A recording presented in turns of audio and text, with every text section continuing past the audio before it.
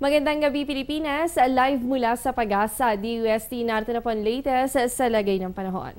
Patuloy po ang pag-iral ng easterlies sa bansa at kasalukuyan po nakakaapekto ito dito sa may eastern section ng Luzon, Visayas at Mindanao. So asahan po natin, magdadala ito ng mga mahihina hanggang sa katamtamang pag-ulan, lalo na dito po sa may Bicol region, ganun din. Dito po sa may eastern Visayas, kasama rin po ang rehiyon ng Davao at maging sa Caraga. Asahan din po ang mga nasabing pag-ulan dito naman yan sa probinsya ng Quezon at Aurora.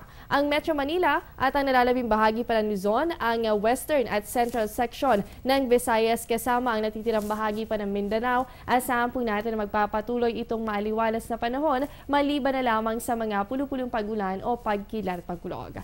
At bukod po sa lagay ng panahon ngayong araw ng Lunes, silipin na rin natin kung ano nga ba magiging kondisyon ng panahon sa mga susunod na araw. Base po sa 3-day weather forecast ng Pag-asa dito sa Baguio City simula po bukas hanggang sa araw ng Huwebes, asahan po natin ang good weather condition. Para naman dito sa Metro Manila, lalo na sa mga dadalo po dito sa Apex Summit. Nako, huwag pa rin pong kalilimutan ang pagmamonitor sa kondisyon ng panahon at syempre yung pagbabaon ng payong dahil hindi po inaalis ang tsansa ng mga pulupulong pag-ulan o pagkilat pagkulog sa susunod na 3 araw.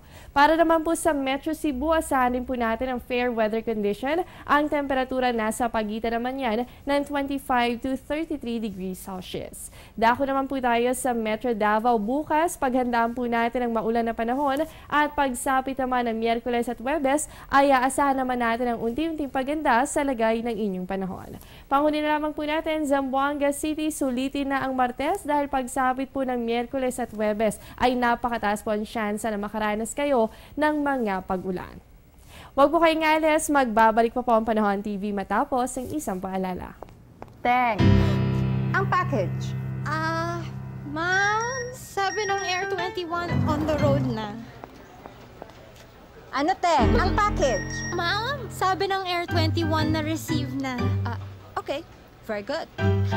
Basta padala, sagot ka ng Air 21. May real-time delivery updates via text para worry-free ka. Teng, ang package, napadala mo na? Yes, ma'am, sa Air 21. Sa Air 21, sagot ko, padala mo! Para naman sa matiwasay na pagdaos ng Apex Summit, pansamantala munang isinara ang ilang kalsada sa Metro Manila.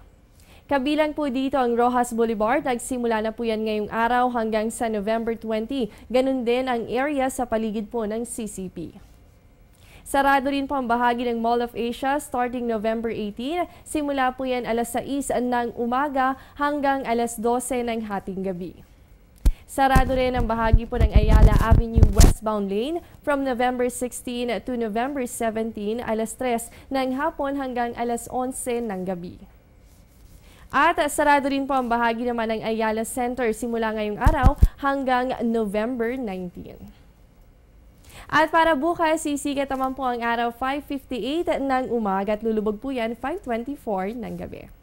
Yan muna ang latest mula sa Pag-asa DUST. Manatiling nakatutok sa Panahon TV kung saan walang pipiling panahon ang pagbibigay impormasyon. Ako po inyong nakasama ang inyong weather body, Jessie Basco. Magandang gabi sa inyong lahat.